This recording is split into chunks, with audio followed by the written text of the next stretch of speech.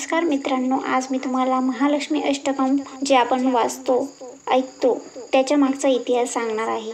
चला तर बघूया याचा इतिहास. हे अष्टक भगवान इंद्रांनी दुर्वास ऋषींच्या शापातून मुक्त होण्यासाठी देवी महालक्ष्मीची स्तुती करण्यासाठी रचले होते. हे अष्टक पद्मपुराणमध्ये समाविष्ट आहे आणि हे देवी लक्ष्मीला समर्पित एक भक्तिमय स्तोत्र आहे. तर मी आता हे पुढं स्तोत्र म्हणणार आहे, तुम्ही नीट ऐका हे स्तोत्र.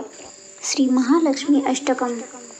नमस्तेस्तु महामाई श्रीपीठे सुरपूजिते शंखचक्र गदाहस्ते महालक्ष्मी नमोस्तुते.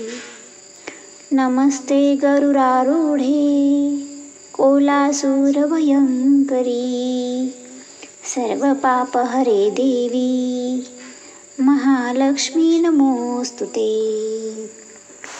सर्वज्ञे सर्ववरदे सर्वदृष्टभयंकरी सर्वदुःखहरे देवी महालक्ष्मी नमोस्तुते. सिद्धिबुद्धिप्रदे देवी भुक्तिमुक्तिप्रदायिनी मंत्रमूर्ते सदा देवी महालक्ष्मी नमोस्तुते. आद्यंतरहिते देवी आद्यशक्ती महेश्वरी योगजे योगसंभूते महालक्ष्मी नमोस्तुते.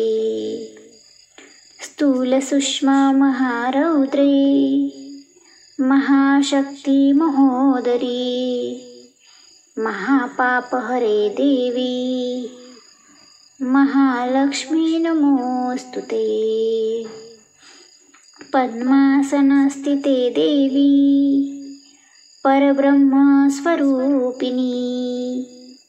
परमेशी जगन्माते महालक्ष्मी नमोस्तुते.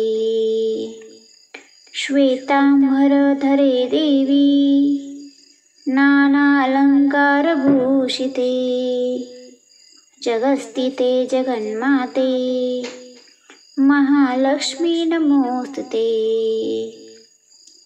महालक्ष्मी अष्टक स्तोत्रय पठे भक्ती मानर सर्वसिद्धिं वाप्नोति राज्यं प्राप्नोति सर्वदा. एककाले पठे नित्यं महापापविनाशनं द्विकालय पठे नित्यं धनधान्यसमन्विता त्रिकालय पठे नित्यं महाशत्रुविनाशनं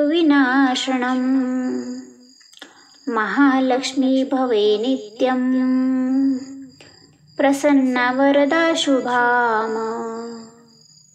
इति इंद्रकृत महालक्ष्मी अष्टकं संपूर्णम्.